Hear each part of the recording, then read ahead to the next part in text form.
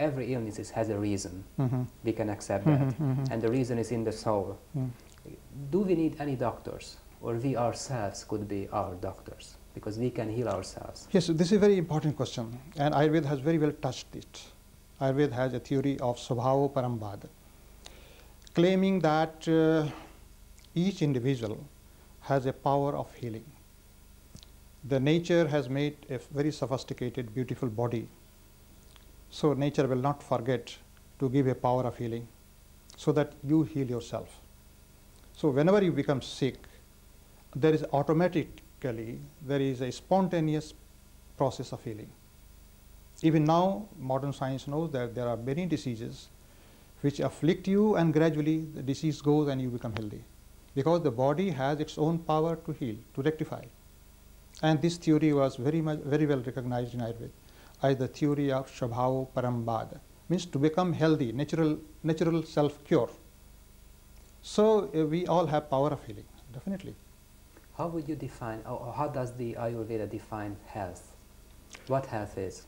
It's a beautiful, Ayurveda describes, especially Shusruta Samhita, which is one of the classic texts on Ayurveda, very ancient, maybe 2,500 years old, defines health in Sanskrit. Can I recite the sloka? Of course.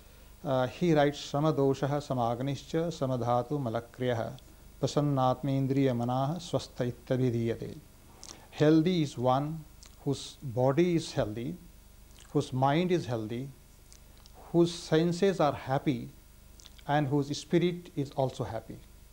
So health is a state of mental, physical, sensorial, and spiritual well-being. This is the definition, Ayurvedic definition of Ayurveda, described by Susruta. Now it is very surprising that this definition, which Ayurveda had 2,500 years ago, has been adopted now by World Health Organization only 2 decades back. The spiritual dimension has been added now, whereas Ayurveda, Susruta said 2,500 years ago. It sounds beautiful, but it sounds as well ideal, because in this Western world, can we ever achieve all these things together? It's difficult. It is becoming difficult. It is becoming difficult, but it can be achieved, provided we become aware about it. We all know theoretical that this is the thing, but the physicians of today are aware, but they are not specific about it. They don't care about it. Now every disease and ill health, according to Ayurveda, is the result of faulty interaction of individual with the environment. Well, this is a theoretical perception. But if every individual, every patient, every doctor becomes conscious of this fact, not only conscious, if he starts practicing this in his profession, probably things can be achieved. But we are exposed to so many problems in the modern society that it is becoming difficult. What does the Ayurveda says about reincarnation? Does it accept reincarnation? Ayurveda believes in this. It does not talk a lot about it, but Ayurveda believes that we all get rebirth. What about the karma? Because behind some illnesses there is a karmic region. Yes, yes. Ayurveda also believes in this. Ayurveda says that a number of diseases are because of our karmas. The karmas of the past life are stored like a bank account, and you have to suffer or you have to manifest in the next life. Ayurveda believes in this.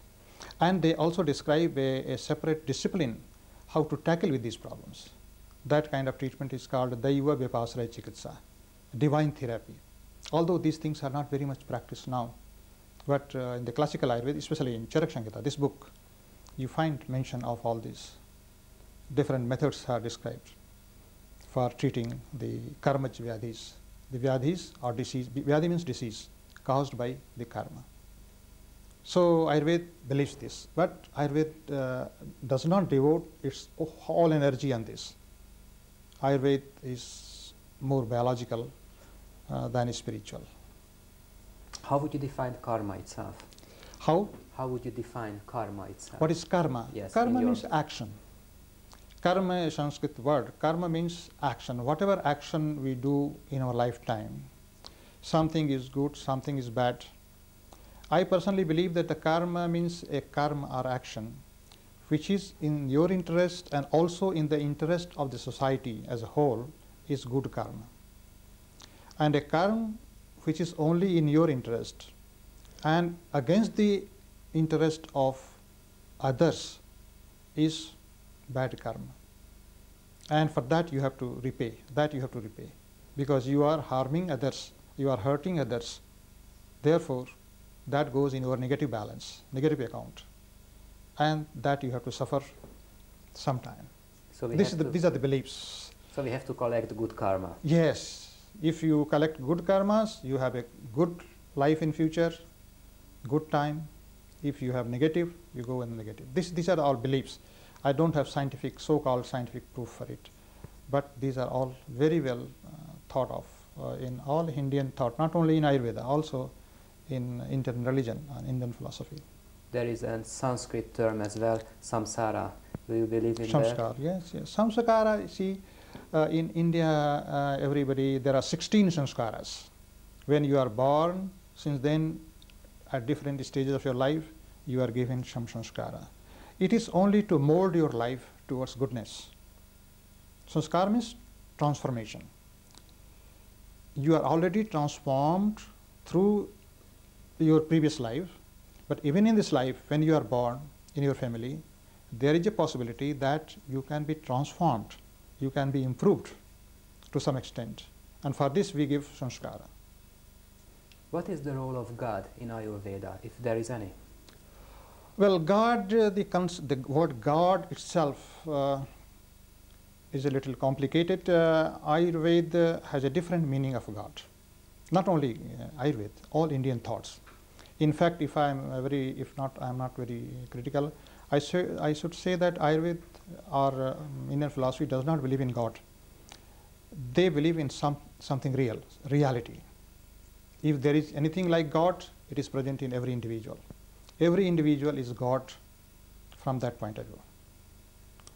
This is the concept. There is nothing like a God, like the Christian theory of Christ is a God.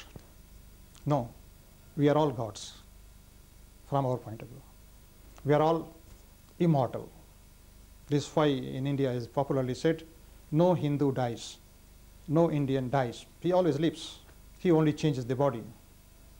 This is how we believe to a great extent. Not only it is theoretical, we all believe many times this.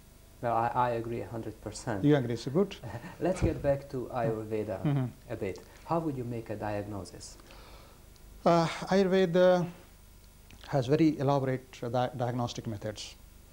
And there are many things which are unique and can also contribute to medicine as a whole. Now, when we examine a patient, we consider that the patient who has come to us is not only a bundle of disease. First, he is a human being. He is a man, still living, although sick, but still he is living, and some amount of health is already left behind. You're right, agree with me. So the first part of examination is to assess his health. Although he has come for disease, but I as Ayurvedic physician first try to assess how much health has remained with him. What is his vitality? What is his temperament? What is his personality, psychosomatic makeup? First part of examination is this, to evaluate him as a living being in terms of his